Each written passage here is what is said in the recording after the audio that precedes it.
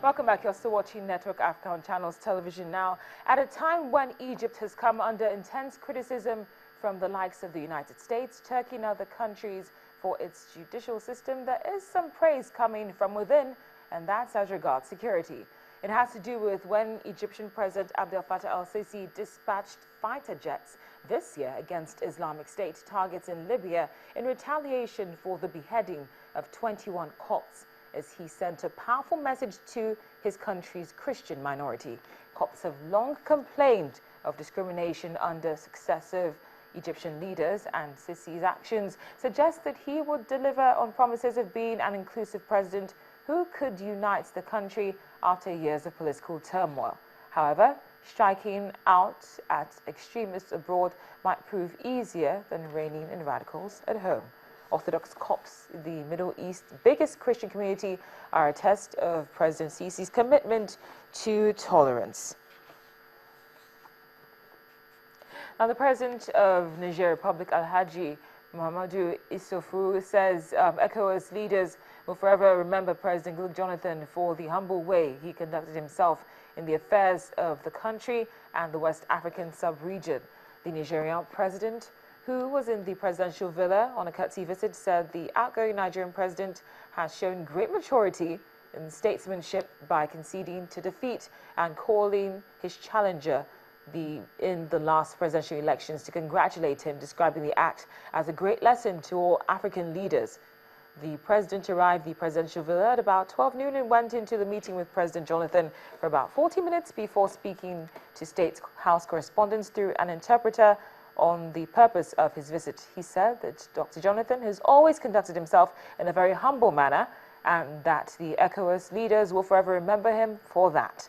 According to him, Nigeria and Niger have worked together in the last 4 years in all spheres, economically, politically, and on security matters, especially in the fight against Boko Haram, and thanked the president for the cooperation. Well, outside of our shores, as more desperate migrants from countries hit by crisis continue to make the journey, which is often one of no return via the Mediterranean, more than 900 migrants were rescued. According to authorities, the migrants were rescued in just one day, that's 900 of them, from 3 overcrowded boats en route to Europe from North Africa. All the rescues were carried out yesterday with no details about the one death or the migrants' nationalities. With Libya engulfed in strife, people smugglers are increasingly free to pack migrants onto unsafe boats, and they're expected to push total arrivals in Italy for 2015 to about 200,000. That's an increase of 30,000 in the last year.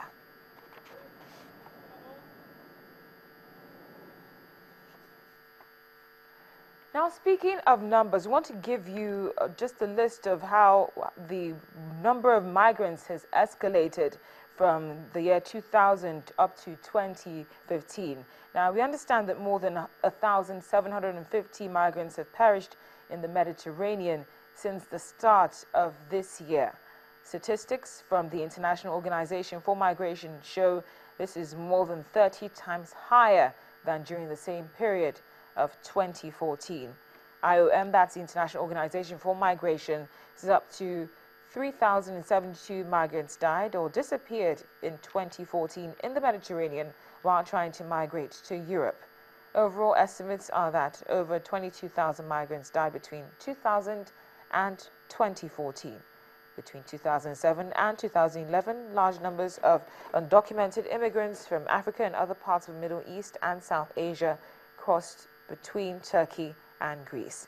Some of those African countries include Chad, Egypt, Eritrea, Gambia, Ghana, Guinea, Ivory Coast, Libya, Mali, Morocco, Nigeria, Senegal, Somalia, Sudan, Tunisia, Zambia, and those are the number of countries from which the migrants have crossed.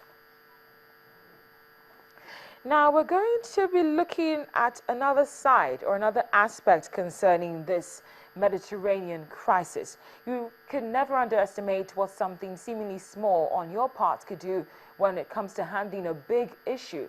That's what a film director, Jonas Caprignano, chose to do to highlight the Mediterranean crisis. His film is called Mediterranean, and it's in the Critics' Week selection of the Cannes Film Festival.